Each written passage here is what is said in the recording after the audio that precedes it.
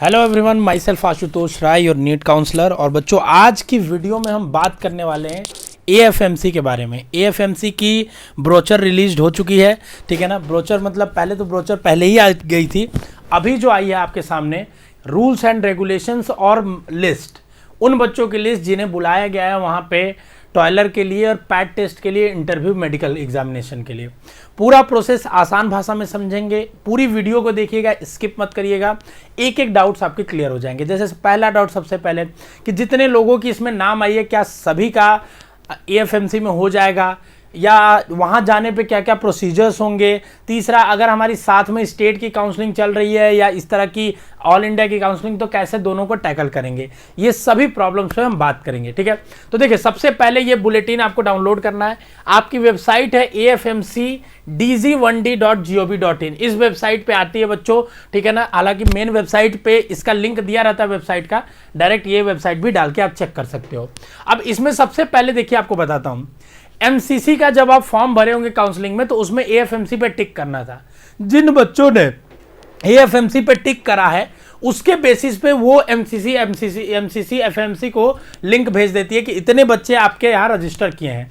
अब उन बच्चों को उसमें से वो लिस्ट अपने अकॉर्डिंगली, जितने उनको नीडेड है उसके अकॉर्डिंगली वो लिस्ट मंगाते हैं। जितनी सीट है उसके कम से कम 7-8 गुना ज़्यादा ही बच्चों को बुलाया जाता है, ताकि अगर बच्चे ना आए तो फिट अनफिट ना रहें। क्योंकि सबसे बड़ा कंडीशन जो होता है, वो बच्चे वहाँ टॉयलर भी पास कर लेते हैं, पैट भी पास कर लेते हैं, इंटरव्यू भी कर लेते हैं। मेडिकल में बहुत सारे बच्चे छट जाते हैं, ठीक है ना। जैसे नी की प्रॉब्लम होती है, ईयर की प्रॉब्लम, आँख की, चश्मे की प्रॉब्लम होती है, इस वजह से। तो पहले ही अगर आपको चश्मे वगैरह की प्रॉब्लम है तो आप देख लीजिएगा कि क्या आप उसके क्राइटेरिया में फिट बैठते हैं कि नहीं।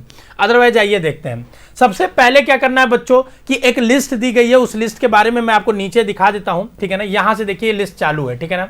ये पेज नंबर, ये पीडीएफ हम अपने टेलीग्राम चैनल पे डाल देंगे, वहां से आप इसको ले सकते हैं, ठीक है ना। देखिए, टोटल कट ऑफ जो बताया जा रहा है, गर्ल्स के लिए 641 मार्क्स, बॉयज के लिए 616 मार्क्स है। इसके ऊपर जितने बच्चे उनको बुलाया गया है।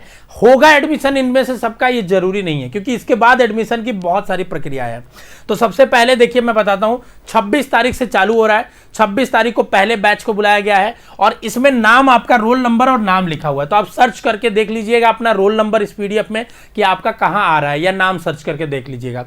टाइमिंग भी लिखा हुआ है, कितने टाइम पे जाना है, ठीक है ना। तो डेट और टाइमिंग पहले आप चेक कर लीजिएगा कि आपको किस डेट और टाइमिंग को बुलाया गया है। सारे इसमें देखिए नीचे तक जाएंगे बच्चों, तो पूरा एक एक बैच, जैसे देखिए बैच 9, बैच 10 करके 12-15 बैच तक बुलाया गया है, ठीक है।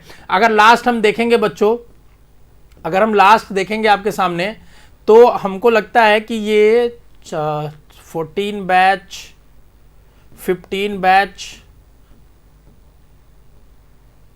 17 बैच, मतलब 3 नवंबर तक ऑलमोस्ट चल रहा है, ठीक है ना। 3 नवंबर तक अगर हम देख रहे हैं यहाँ पे, उसके आगे भी है, 3 नवंबर तक ही है, ठीक है। 3 नवंबर तक अगर हम देख रहे हैं तो 3 नवंबर तक आपका चल रहा है, ठीक है। तो 3 नवंबर तक लास्ट जो बच्चे हैं उनका चलेगा, ठीक है। अब किसका होगा किसका नहीं हो, क्या प्रोसेस होगा, साथ में हमारी स्टेट की काउंसलिंग चलेगी, तो हम कैसे पार्ट करेंगे इसको मैं आपको समझाता हूं, ठीक है ना। ठीक है, जस्ट अ सेकेंड।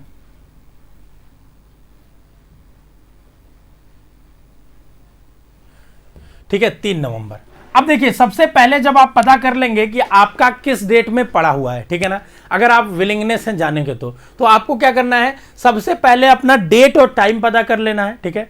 उसके बाद आपको एक मेल करना होगा। किस पे मेल करना होगा बच्चों? oicadmission@gmail.com पे, और इस पे अब मेल करके बताना होगा, टाइटल लिख के, ये बच्चों willingness to attend AFMC MBBS admission screening for NEET UG 2022। आपको टाइटल लिखना होगा और बताना होगा अपना रोल नंबर और अपना एप्लीकेशन नंबर लिख के कि मैं विलिंग हूं आने के लिए और मैं आ रहा हूं। अपना एडमिशन कंफर्म करना होगा, मतलब कि हमको जाना है इस चीज के लिए, आपको वहां पे एंट्री कंफर्म करनी पड़ेगी। अगर मेल करोगे तो ही आपको एंट्री मिलेगी, अदरवाइज आपको मान लेंगे कि आप नहीं आना चाहते हैं और आपका रिजेक्ट कर देंगे। क्योंकि एएफएमसी में बहुत स्ट्रिक्ट रूल है, तो आप हर एक स्टेप को ध्यान से समझ के करिएगा, ठीक है। उसके बाद जब 25 अक्टूबर, ये मेल आपको 25 अक्टूबर शाम 6 बजे से पहले डिसीजन ले लेना है, आपको जाना है कि नहीं जाना है। अब रही बात कि सर हमारा ऑल इंडिया की काउंसलिंग है, ठीक है, और साथ में हमारा एएफएमसी भी निकल गया, हम क्या चूज करें सर, हमको समझ नहीं आ रहा है। तो यहीं पे रोल आता है आपके डिसीजन मेकिंग थिंग का। आपकी ऑल इंडिया की काउंसलिंग की अगर रिपोर्टिंग देखोगे पहले राउंड की तो 28 अक्टूबर है, ठीक है। 28 अक्टूबर तक आपका रिजल्ट जो अगर आया होगा तो 28 अक्टूबर तक वहां जाना है और 25 तक यहां पे हाँ कहना है। तो अब बताइए हम क्या करेंगे इसमें, अगर किसी बच्चे का ऑल इंडिया में भी आ गया और एएफएमसी में भी आ गया तो यहां आपको डिसीजन लेना होगा बच्चों कि आपको एएफएमसी में जाना है कि आपको फर्स्ट राउंड की काउंसलिंग के रिपोर्टिंग में जाना है। ये डिसीजन अगर आप हमारे काउंसलर की मदद से लेना चाहते हैं, प्रोज और कॉन्स को समझते हुए, तो आप हमारी काउंसलिंग सर्विस को ज्वाइन कर सकते हैं। देखिए, काउंसलर की जरूरत आपको कट ऑफ बताने के लिए नहीं होती है कि पहले राउंड का ये कट ऑफ गया था, दूसरे राउंड का ये कट ऑफ गया था। वो तो डाटा है, वो तो कहीं भी मिल जाएगा। काउंसलर की जरूरत आपको होती है आपके डिसीजन मेकिंग थिंग्स को इजीली स्मूथ करने के लिए, कि अगर आप मान लीजिए अगर किसी भी तरीके से अगर आप कोई भी दो चीजें जब आपके सामने इक्वल आ जाए जो आप समझ नहीं पा रहे हैं, तो आप उसको ईज कर पाए, उसको आपका काउंसलर आपको सीधा सीधा एक रास्ता दिखा पाए कि देखिए ये कर लेंगे तो ज्यादा बेटर होगा क्योंकि इसके करने के कंपैरिजन में। तो ये आपको सोचना है, क्योंकि अगर फर्स्ट राउंड में आपको फ्री एग्जिट लेना है तो आप एफएमसी चले जाइए, अपना ट्राई कर लीजिए लक वहां जाके, क्योंकि स्टेट राउंड फिर आएगा तो स्टेट राउंड में अगर लेना है तो पार्टिसिपेट। तो ये डिस्कशन करके हर बच्चे का डिसीजन अलग होता है इस चीज में, किसी की प्रायोरिटी कुछ और होती है, किसी की प्रायोरिटी कुछ और होती है, इसलिए होता है, ठीक है बच्चों। कई गार्जियंस हमसे फोन करते हैं, बताते हैं कि सर हमने इतनी वीडियोस देख ली हैं, इतना वेबसाइट देख लिया है कि सर हमें एक एक कॉलेज का डाटा रट चुका है सर, अब मैं भी आप लोग की तरह हो चुका हूं। बेशक आप जान जाते हैं चीजों को, लेकिन जो हम लोगों के पास एक्सपीरियंसेस होता है, आपको जैसे आप क्या होगा, जो वीडियो देखोगे उसकी तरफ आपका डिसीजन इंक्लाइंड हो जाता है। अगर आपने आज देख लिया एएफएमसी की वीडियो तो आप एएफएमसी की तरफ इंक्लाइंड हो जाओगे, कल देख लोगे ऑल इंडिया के तो उसकी तरफ इंक्लाइंड हो जाओगे। लेकिन हम जो कहते हैं आज जो कहेंगे पूरे काउंसलिंग के दौरान और एक ही चीज पे स्टिक रहते हैं, या जो भी आपका होगा एकदम क्लियर कट आंसर देंगे, हमारे डिसीजन में कोई संदेह नहीं होता बताने में, तो आपको एक गाइडेंस मिलेगा। इस तरह काउंसलर की नीड होती है, ठीक है। अब एएफएमसी की बात कर लेते हैं। तो आपको जिस डेट पे देना है पहले मेल कर देना, मेल करने के बाद आपको एएफएमसी जाना है, वहां रहने खाने का अपना व्यवस्था खुद करना है, एएफएमसी उसके लिए जिम्मेदार नहीं है। गेट नंबर 4 डीन का गेट जो है वहां से जाना है, ओआईसी एडमिशन अपर में हॉल में आपको जाके रिपोर्ट करना है, ठीक है ना बच्चों। वहां जो टाइम दिया हुआ है उस टाइम पे आपको पहुंच जाना है स्ट्रिक्टली। अगर तुम लेट करोगे तो एंट्री नहीं मिलती है एएफएमसी में, ये कई बच्चों ने हमारे बताया है, ठीक है ना।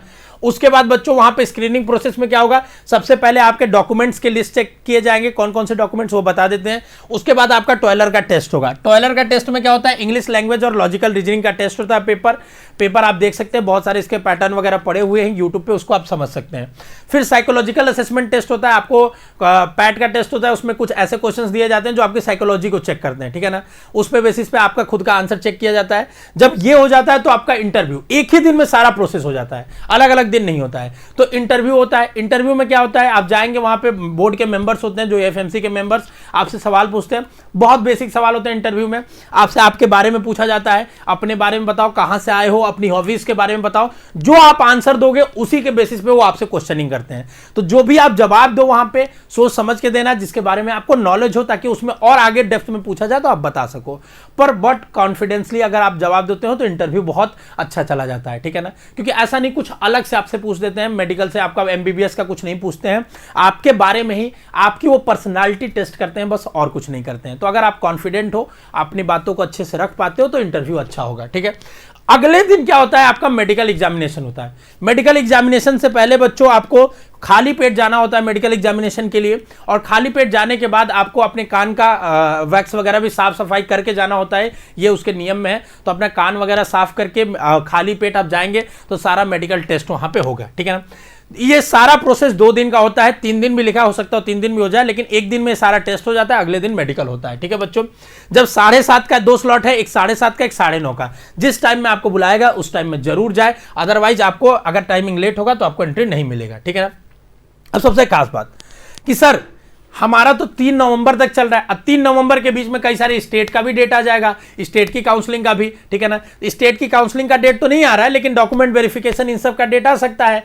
तो अगर पहली बात आपको डिसीजन लेना होगा, और डिसीजन आप सोच समझ के किसी काउंसलर या किसी की मदद से ले सकते हैं। दूसरी बात, या अपने बड़े भाई या किसी को जिसको जानकारी हो इस फील्ड में, जो आज ये कह के कल वो कह दे और उसके पीछे लॉजिक न दे पाए, उससे डिसीजन मत लेना। कोई बच्चा अगर एमबीबीएस कर रहा है उससे भी डिसीजन मत लेना, उसको भी आइडिया नहीं रहता है, ठीक है। मैं बता रहा हूं, हम लोगों ने सैकड़ों देखे हैं ऐसे बच्चे जो हर साल कॉलेज ले लेते हैं, ठीक है, उनको खुद आइडिया नहीं रहता है कि किस बेसिस पे उन्होंने लिया। तो आप डिसीजन लीजिए। इनकेस लगता है कि आपको नहीं, अगर डिसीजन लेने में सर हमको दोनों को लेके चलना है, तो वहां पे एक और सिनारियो है कि आप अपना डेट भी चेंज करा सकते हैं। ठीक है, अब ये होगा कि नहीं 100% ये तो श्योर नहीं है, बट हाँ आप करा सकते हैं। इसके लिए आपको मेल करना होगा oicadmission@gmail.com पे। टाइटल लिखिएगा मेल का, request of change of screening date, और अपना लॉजिकल रीजनिंग दीजिएगा कि हमारा ये स्टेट का हम वेरिफिकेशन कराने जाना है, हमको लेट हो जाएगा, हमारे इतने ही टाइम है, इसी वजह से। अगर आपकी लॉजिक सही रही, अगर आपका वैलिड रीजन रहा, तो वो लोग कंसीडर करते हैं। कई बार, पिछली बार भी हुआ है, एएफएमसी ने कंसीडर किया है। तो आप अगर रीजनिंग आपकी सही रही, आपकी अगर वैलिड रीजन रहा, तो जरूर आप करिएगा मेल। अदरवाइज आपको डिसीजन लेना पड़ेगा कि आपको कहां जाना है, कहां फ्री एग्जिट लेना है, ये आपको सोचना पड़ेगा। ठीक है, डॉक्यूमेंट्स की लिस्ट यहां पे दी हुई है बच्चों। नीट का एडमिट कार्ड, रिजल्ट नीट का, 10th की मार्कशीट, 10th का पासिंग सर्टिफिकेट। सीबीएसई बोर्ड में अब जो आता है वो 10th का पासिंग सर्टिफिकेट और मार्कशीट एक ही में आता है, तो उसमें लिखा होता है मार्कशीट एंड पासिंग सर्टिफिकेट। ठीक है ना, उसके बाद 12th का पासिंग सर्टिफिकेट, 12th का मार्कशीट, ये दोनों एक ही में होता है मोस्टली। ठीक है ना, 10th का अभी आने लगा है 2-3 सालों से, 12th का तो पहले से ही आ रहा है। टीसी आपका चाहिए, स्कूल लिविंग सर्टिफिकेट जिसको बोलते हैं। माइग्रेशन चाहिए, अगर है तो, नहीं है तो कोई बात नहीं है, इफ अवेलेबल लिखा है इन्होंने, लेकिन है तो रख लेना जरूर। Proof of date of birth, ये आपका 10th का मार्कशीट होता है, वही हो जाता है। आधार कार्ड की फोटोकॉपी, नेशनैलिटी सर्टिफिकेट। अब नेशनैलिटी सर्टिफिकेट में क्या होता है बच्चों, नेशनैलिटी सर्टिफिकेट्स में आपका पहली बात कि अगर आपके पास पासपोर्ट है, ड्राइविंग लाइसेंस है, आधार कार्ड को नेशनैलिटी सर्टिफिकेट नहीं माना जाता है। ठीक है ना, या वोटर आईडी कार्ड है, इन तीनों में से अगर कोई नहीं है तो आपका जो टीसी है स्कूल का, उस पे इंडियन अगर लिखा हुआ है, देख लीजिएगा टीसी में is a resident of Indian, या कहीं भी इंडियन लिखा है अगर टीसी में, तो वो आपका नेशनैलिटी सर्टिफिकेट होता है। उसके बाद गैप सर्टिफिकेट, अगर आपका गैप है तो गैप सर्टिफिकेट कुछ भी नहीं होता है। आप किसी भी नोटरी या वकील के पास जाए, बोलिए हमको गैप सर्टिफिकेट बनवाना है, हमारा 12th इतने साल में था, अभी हमको मेडिकल में एडमिशन लेना है, वो बना के दे देगा। उनके पास फॉर्मेट होता है, आपको बेचैन होने की, परेशान होने की जरूरत नहीं है। ठीक है ना, बिल्कुल भी आप परेशान मत होइए, क्योंकि ये बहुत नॉमिनल चीज है, किसी भी नोटरी वकील के पास जाएंगे आपको पता चल जाएगा। उसके बाद बच्चों proof of having pass class 12th as regular candidate, ये आपका रिजल्ट ही इसका प्रूफ होगा। कैरेक्टर सर्टिफिकेट स्कूल से ही मिला रहता है टीसी के साथ, या उसी पे लिखा रहता है ट्रांसफर एंड कैरेक्टर सर्टिफिकेट, उससे भी। ठीक है, उसके बाद कास्ट वैलिडिटी, अगर OBC EWS central, OBC EWS SC ST हैं तो सेंट्रल वाला सर्टिफिकेट वैलिड होगा। ठीक है, अगर कोई एफआईआर वगैरह है तो उसका एफिडेविट, ठीक है, जो नहीं होगा मुझे लगता है। ठीक है ना, बाकी और कुछ नहीं चाहिए आपको। अगर डोमिसाइल वगैरह है तो आप लेते जाइएगा। Proof of income certificate, NCC है तो लेते जाइएगा, बाकी सब बहुत ज्यादा नहीं है। फोटोग्राफ चाहिए बच्चों व्हाइट बैकग्राउंड के साथ, कम से कम 16। ठीक है ना, 16 आपका पासपोर्ट साइज और 16 स्टैंप साइज। स्टैंप साइज क्या होता है, आप फोटो खिंचाने वाले के पास जाएंगे, बोलेंगे हमको स्टैंप साइज और पासपोर्ट साइज चाहिए, तो वो बना के दे देगा। ठीक है ना बच्चों, और जो रजिस्ट्रेशन आपने एमसीसी पे कराया उसका भी प्रिंट निकाल लीजिएगा। ये ब्रोचर डाल देंगे, देख लीजिएगा क्या क्या लिस्ट है, एक बार आप उसी लिस्ट के सारा अपना डॉक्यूमेंट लगा के ले जाइएगा, और इसी ऑर्डर में लग के एक के नीचे एक रख के ले जाइएगा, क्योंकि वहां इसी तरीके से चेक करते हैं। ठीक है ना बच्चों, उसके बाद बच्चों और भी जो रूल्स है आप पढ़ लीजिएगा। बाकी ये कट ऑफ बता दिया हमने, ये आपको डिटेल्स बता दी। अगर कोई कंफ्यूजन है तो कमेंट बॉक्स में डाल देना, फिर से हम लाएंगे। एएफएमसी के बारे में बच्चों हमारे अभी प्रतीक सर भी आपको बहुत सारी वीडियोस बना के आपको गाइड करेंगे, साइकोलॉजिकल असेसमेंट टेस्ट और इन सब के बारे में। ठीक है ना, बाकी आने वाले समय में कि कैसे इसको अप्रोच करना है। आप बिल्कुल भी पैनिक ना करें, बहुत बेसिक टेस्ट होता है, आप जाएंगे कॉन्फिडेंट रहेंगे तो आपका जरूर होगा। ठीक है, बट ये चीज ध्यान रखिएगा, रूल्स बहुत स्ट्रिक्ट है वहां पे, तो कोई गलती नहीं करना है, पैनिक नहीं करना है। पैनिकनेस में ही गलती होती है, जल्दीबाजी, हड़बड़ाहट, इन्हीं सब में गलतियां होती हैं। ऐसा नहीं है कि कोई जल्दीबाजी हड़बड़ाहट से कुछ हमको ऐसा मिल जाएगा जो नहीं मिलने वाला होगा। ठीक है, तो हम क्यों ही करें गलतियां। ठीक है, ये एफएमसी की रही इन्फॉर्मेशन। अगर वीडियो अच्छी लगी तो लाइक शेयर करिएगा, कोई क्वेरीज रह गई तो कमेंट करिएगा। बाकी मिलते हैं नेक्स्ट वीडियो में। All the best.